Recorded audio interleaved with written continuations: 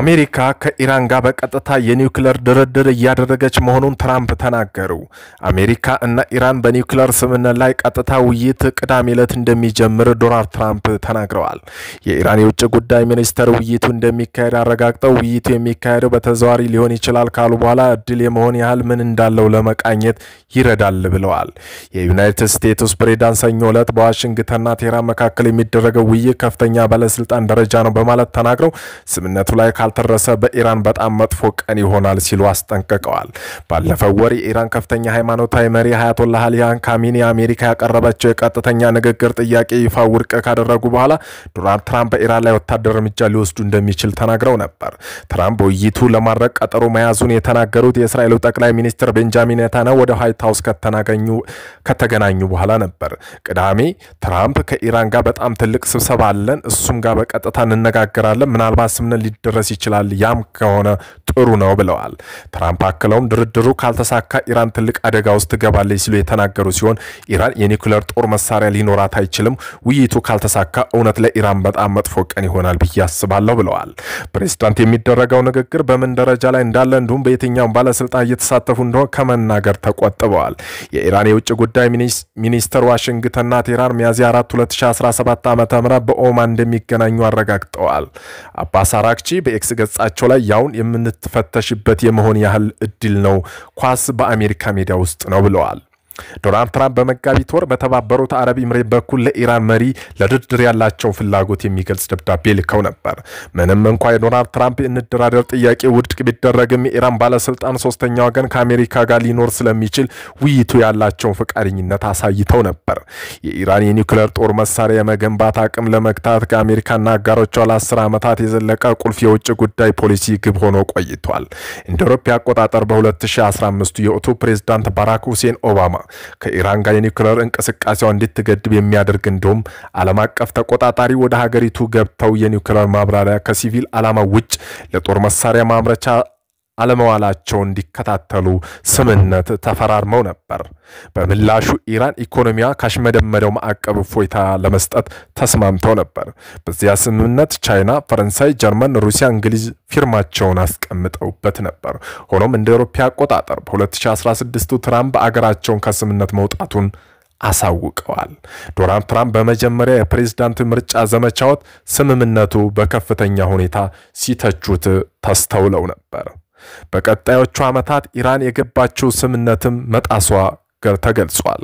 የዓለም አቀፋዊ የአቶሚክ ኢነርጂ ኤጀንሲ ቴህራን የኒውክሌር ቦምብ ለመስራት የሚያገለግል የበለጸገ ዩራኒየም ክምችት መገንባቷን ጠቅሶ አስጠንቅቆ ነበር።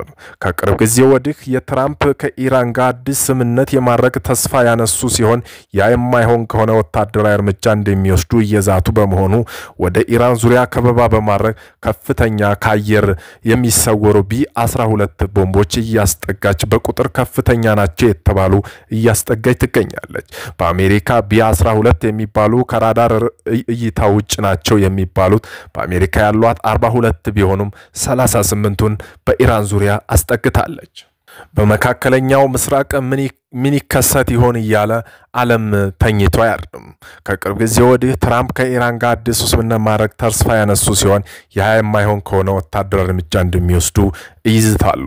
እስራኤል ተቀናቃኟ ኢራን የኒውክሌር ጦር መሳሪያ እንዳታገኝ የማድረግ የረጅም ጊዜ ደህንነቷ ዋና ማዕከል አድርጋ ትመለከታታለች። ባለፉት ዓመታት ኢራን ቀደም ሲል በእስራኤል ላይ ለፈጸመችው የሚሳኤል ጥቃት አጸፋ የኢራን የኒውክሌር ጣቢያ መምታቷ ይታወቃል። ኔታንያሁ በዋይት ሃውስ ንግግር ሲያደርጉ ኢራን የኒውክሌር ጦር መሳሪያ እንዳታገኝ ለማድረግ እና አሜሪካ እኛ ሁላችንም አንድ ነን፣ በሊቢያ እንደተደረገው ሙሉ በሙሉ ዲፕሎማሲያዊ መንገድ ሊደረግ ይችላል፣ ያ መንገድም ጥሩ ነው ብዬ አስባለሁ ሲሉም በይፋ ተናግረዋል። ከዚሁም ተያይዞ ወደ ሁለተኛችን ዘገባ ስናልፍ ሩሲያ በትራምፕ የታሪፍ ዝርዝር ውስጥ ለምን አልተካተተችም ሲሉ ይጠይቃሉ። ፕሬዝዳንት ዶናልድ ትራምፕ በአሜሪካ የንግድ አጋር ላይ ታሪፍ ቢጥሉም ሩሲያ ለዚህ ዝርዝር ውስጥ አልተካተተችም።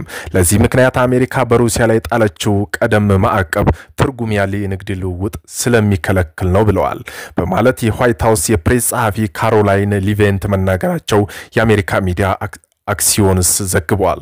ሆኖም ግን ከአሜሪካ ጋር ያነሰ የንግድ ልውውጥ ያላቸው እንደ ሶሪያ ያሉ ሀገሮች የትራምፕ ታሪፍ ተጥሎባቸዋል።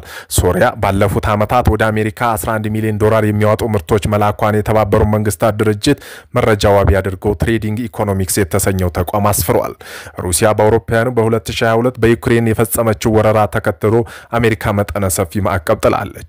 ትራምፕ ወደ ዋይት ሃውስ ከተመለሱ በኋላ በሩሲያ ላይ እየተከተሉት ያሉ ፖሊሲ መሻሻል አሳይቷል። ትራምፕ የዩክሬን ጦርነትን ለማስቆም ቅድሚያ ሰጥተዋል። የተኩስ አቁም ስምምነቱን ለመድረስ ድርድር በቀጠለበት በአሁኑ ወቅት አንድ ከፍተኛ የሩሲያ ባለስልጣን ከትራምፕ አስተዳደር ጋር ለመወያየት ዋሽንግተን ይገኛሉ። ባለፉት ወር ትራምፕ የሩሲያ ፕሬዝዳንት ቭላዲሚር ፑቲን በተኩስ አቁም ስምምነቱ ካልተስማሙ የሩሲያ ዘይት የሚገዙት ሀገራት ላይ 50% ታሪፍ ይጠብቃቸዋል በሚል አስጠንቅቀው ነበር። ሩሲያ በትራምፕ ታሪፍ ዝርዝር ውስጥ ያልገባቸው በተጣለባት ማዕቀብ ምክንያት መሆኑን የሩሲያ መገናኛ ብዙሃን ሐሙስ ዕለት በአጽንኦት ሰጥተው ዘግበዋል። በሩሲያ ላይ ታሪፍ አልተጣለም። ይህ ለየት ያለ ስፍራ ስለተሰጠን አይደለም፣ ምዕራብ ዓለም አቀፍ ሀገሮች ላይ ቀድሞውን ስለጣሉብን ብቻ ነው ሲሉ መንግስታዊ ሩሲያን 24 ቴሌቪዥን ዘግበዋል። ታሪፍ ሩሲያ በታሪፍ ዝርዝር ውስጥ አለመካተቱ አብዛኛው ምዕራባዊ ያናደደ ነው ሲሉ ሌላኛ መንግስት ሚዲያ የዘገበው። በርካታ የክሬምሊን በቁጥጥር ስር ያለችው መገናኛ ብዙሃን ሩሲያና ቤላሩስ የንግድ ልውውጥ የለንም፣ ማዕቀብ ተጥሎባቸዋል በማለት የአሜሪካ የግምጃ ቤት ኃላፊ ስኮት ቤንሴት ለፎክስ የዜና ኒው አገልግሎት የተናገሩት ጠቅሰዋል። አሜሪካ በአውሮፓውያን 2024 3.5 ቢሊዮን ዶላር የሚያወጡ ምርቶች ከሩሲያ ማስገባቷን ከአሜሪካ የንግድ ጽሕፈት ቤት የተገኘው መረጃ ያስረዳል። አሜሪካ ከሩሲያ በዋነኝነት ያስገባችው ማዳበሪያ፣ የኒውክሌር ነዳጅና ብረቶች መሆኑን ትሬዲንግ ኢኮኖሚክስ የሩሲያ ሚዲያዎች ሪፖርት አድርገዋል። አንዳንድ የሩሲያ ሚዲያዎች በተለይ በአውሮፓ ላይ የተጣለውን ታሪፍ በምጽአት በመዘባበት ነው የዘገቡት። ዩክሬን በበኩል ወደ አሜሪካ የምትልካቸው ምርቶች ላይ 10% ታሪፍ ተጥሎባታል። የሀገሪቱ ቀዳሚ ምክትል ጠቅላይ ሚኒስትር ዩሊን ስቬሊኒኮን አዲሱ የአሜሪካ ታሪፍ አብዛኛው አነስተኛ አምራች ይጎዳል ብለዋል። በተጨማሪም ዩክሬን የተሻለ ውሎችን ለማግኘት ጥረት እያደረገች ነው ብለዋል። በአውሮፓውያኑ በ2024 ዩክሬን ለአሜሪካ 874 ሚሊዮን ዶላር የሚያወጣ ምርቶች ስትልክ አሜሪካ ያስገባችው ደግሞ 3.4 ቢሊዮን ዶላር ምርቶች እንደሆነ ምክትል ጠቅላይ ሚኒስትሩ ገልጸዋል። ዩክሬን ከአሜሪካ እንደ ታማኝ አገርና ደጋፊ የምትሰጠው ብዙ ነገር አላት ያሉት ጠቅላይ ሚኒስትሩ አክለውም ፍትሃዊ ታሪፍ ሁለቱንም ሀገራት ይጠቅማል ብለዋል።